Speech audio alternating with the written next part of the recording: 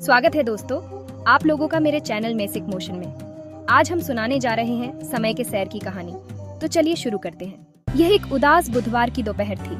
बाहर बारिश हो रही थी और छोटे से गांव में चारों तरफ पानी के गड्ढे बन गए थे। आरव अपने कमरे में बैठा था और उसके साथ उसकी पड़ोसन निहारिका और उसका सबसे प्यारा सॉफ्ट टॉय वीरू नाम का एक डरावना सा डायनासोर था। आरव को यह मौसम बिल्कुल पसंद नहीं था।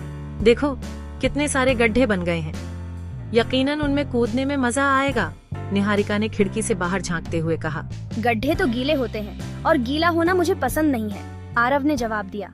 अरे तुम्हारे पास एक साइंस किट है, निहारिका ने अचानक कहा।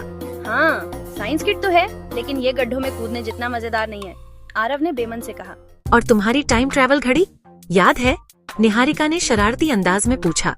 वो नहीं, वो तो बस एक खिलौना है, आरव ने हंसते हुए कहा। ठीक है, आरव ने कहा, मैं इसे पहनता हूँ।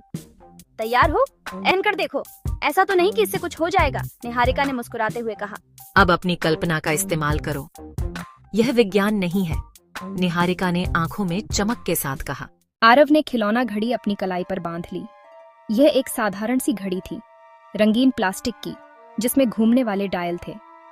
ऐसा कुछ भी नहीं था जो वास्तव में कुछ कर सके, सिवाय आरव की कल्पना के। तैयार हो जाओ, हम अतीत की यात्रा करने वाले हैं, निहारिका ने उत्साह से कहा। उसे आरव की कल्पनाओं से भरी दुनिया बहुत पसंद थी। आरव हर छोटी बात को रोमांचक बना देता था। गंतव्य अतीत, वीरू हमारी रखवाली करना। लेकिन तभी कुछ अजीब हुआ। कमरे की हवा अचानक कांपने लगी और दोनों को ऐसा महसूस हुआ जैसे वे किसी अदृश्य दरवाजे से गुजर गए हों। आरव और निहारिका ने हैरानी से एक दूसरे की तरफ देखा। कमरा तो वही था, लेकिन माहौल बिल्कुल अलग लग रहा था। आरव, निहारिका ने इधर उधर देखते हुए धीमी आवाज में कहा, क्या तुमने भी वो महसूस किया? आरव ने गंभीरता से सिर हिलाया। हाँ, पर ये कैसे हो सकता है? ये तो सिर्फ एक खिलौना है। खिड़की से बाहर देखने पर बारिश और गड्ढे गायब हो चुके थे। अब वहाँ गांव की जगह पुरानी पत्थर की सड़कें और बैलगाड़ियां दिख रही थीं। चारों ओर माहौल जैसे सदियों पहले का हो गया था। आरव, मुझे लगता है हम सच में समय यात्रा कर चुके हैं, निहारिका ने आश्चर्य से कहा। आरव ने अपनी घड़ी की तरफ देखा। लेकिन ये विज्ञान नहीं है, ये तो बस एक कल्पना है, निहारिका ने मुस्कुराते हुए कहा।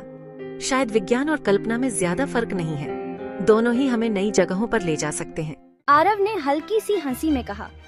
ठीक है वैज्ञानिक निहारिका, अब चलो इस नई दुनिया को खोजते हैं, और शायद वीरू भी हमारी मदद कर सकता है। दोनों ने वीरू को पकड़ा और समय के इस रहस्यमयी सफर में कदम रख दिया, अपने घर की उस बारिश वाली दोपहर को बहुत पीछे छोड़ते हुए। अगर आपको ये कहानी पसंद आई हो तो इसे लाइक करें और ऐसी और भी मजेदार कहानियों के लिए हमारे चैनल को सब्सक्राइब करें। कमेंट में बताइए कि अगर आपके पास टाइम ट्रैवल की घड़ी होती तो आप कौन से समय में जाना पसंद करते। और हाँ, वीरू जैसे मजेदार कैरेक्टर को देखना चाहते हैं तो इस वीडियो को जरूर शेयर करें। धन्यवाद और अगली कहानी में मिलते हैं।